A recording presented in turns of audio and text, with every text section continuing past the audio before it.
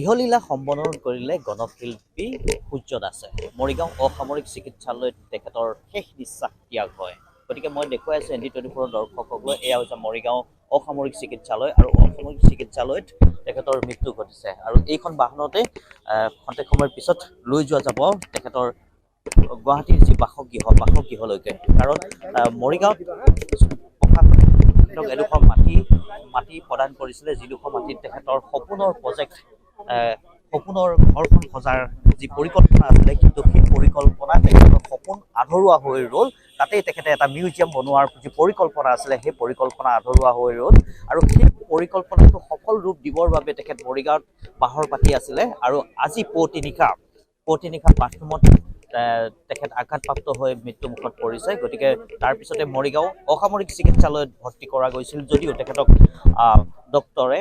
চিকিৎসকে মৃত হিচাপে ঘোষণা কৰিছে। গতিকে তাৰপিছতেই এতিয়া গুণমুগ্ধই ভৰি পৰিছে মৰিগাঁও অসামৰিক চিকিৎসালয়। মই দৰ্শকসকলক দেখুৱাইছোঁ যে যিগৰাকী মানুহ দেখিছোঁ, বহুত মানুহ, খ্যাত শিল্পী, সেই শিল্পীগৰাকী আজি মৃত্যুৰ সময়তো এনেদৰে বহু লোক, অজস্ৰ গুণমুগ্ধ আহি হোৱা পৰিলক্ষিত হৈছে। তেখেতৰ ভতিজাক আছে, ভতিজাকৰ পৰা জানিব পাৰিম।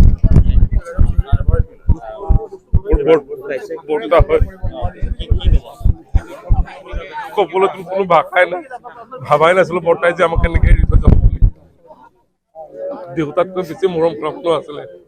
কেতিয়াবা কিবা বিপদ এটা হ'লে বৰ্তা, মোৰ আমু বিপদ হৈছে, মোৰ এনেকুৱা হৈছে, বৰ্তাই পটককে সহায় কৰিছিলে। বৰ্তা আমাৰ নিজৰ লগৰ নিচিনা মৰম কৰিছিলে।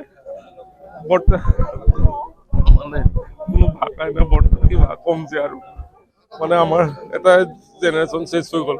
বৰ্তাই আমাৰ ঘৰৰ পৰিয়ালৰ চব কিছু আছিলে, ডাঙৰ সৰু চবৰ লগতে মৰম কৰিছিলে। সেয়াই দিয়ক। নিশ্চয়কৈ শোকাকুল পৰিৱেশে বিৰাজ কৰি আছে মৰিগাঁও অসামৰিক চিকিৎসালয়।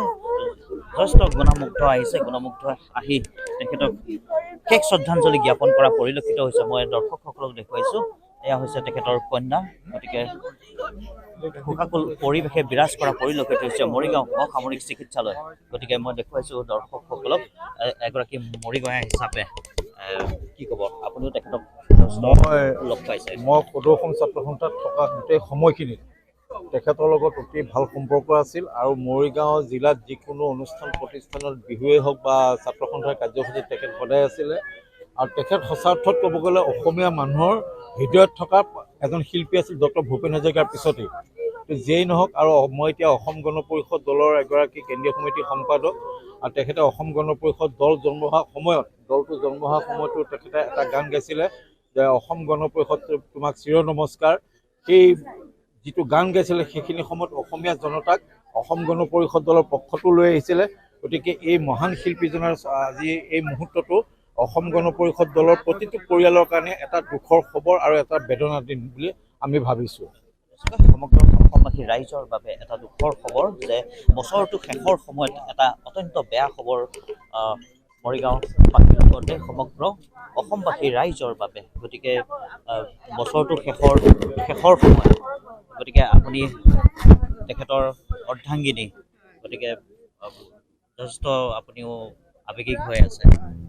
কি ক'ম, অসমৰ ৰাইজৰ তেওঁৰ বহুত আশা থাকিলে, কিবা কৰি তেওঁ যেনেকে বিচাৰে সমাজখন তেনেকে থাকক, অসমৰ ৰাইজখিনি ভালে থাকক। তেখেতৰ সপোন বহুত আছিলে, সপোন বহুত আছে, বহুত সপোন তেওঁ লৈ গৈছে অসমৰ কিবা কিবি কৰাৰ। আৰু এই প্ৰজেক্টটোৰ কামো আছিলে। অসমৰ ৰাইজ এই মাটি কৈ মোৰে মাটি গায়ে তেওঁ গ'লগৈ। নিশ্চয়কৈ আপুনি তেখেতৰ কি তেখেতে অসমবাসী ৰাইজৰ অসমীয়াৰ হৈ কাম কৰিছিলে, অসমীয়া হৈ কাম কৰিছে। আজি গোটেই জীৱনটো অসমীয়া হয়, এজন অসমীয়া, প্ৰকৃত অসমীয়া হৈ অসমৰ কাৰণেই কাম কৰি গ'ল। ঠিক আছে, নিশ্চয়কৈ ইয়াত তেখেতৰ পৰিয়ালৰ মন্তব্য। গতিকে মই দৰ্শকসকলক জনাইছোঁ যে মৰিগাঁৱৰ দৃশ্য এয়া।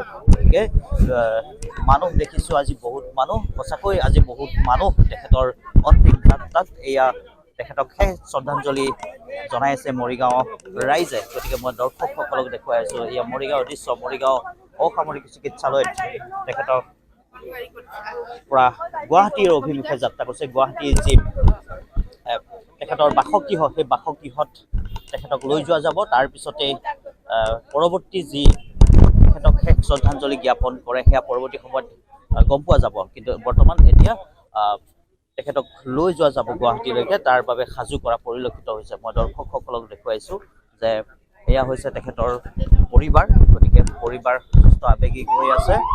এয়া দৰ্শকসকলক দেখুৱাই আছোঁ, এয়া হৈছে মৰিগাঁও অসামৰিক চিকিৎসালয়ৰ পৰা বাহিৰ হৈছে যিখন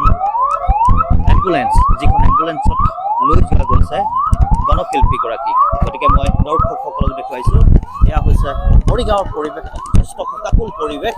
গতিকে পৰৱৰ্তী সময়ত আমি গুৱাহাটীৰ পৰা পোনপটীয়াভাৱে দেখুৱাবলৈ সক্ষম হ'ম যে কেনেদৰে তেখেতৰ যি জীৱন পৰিক্ৰমা শেষ পৰ্যায়টো কেনেদৰে হয়, সেয়া আমি পৰৱৰ্তী সময়ত ND24 দৰ্শকসকলক জনাবলৈ সক্ষম হ'ম।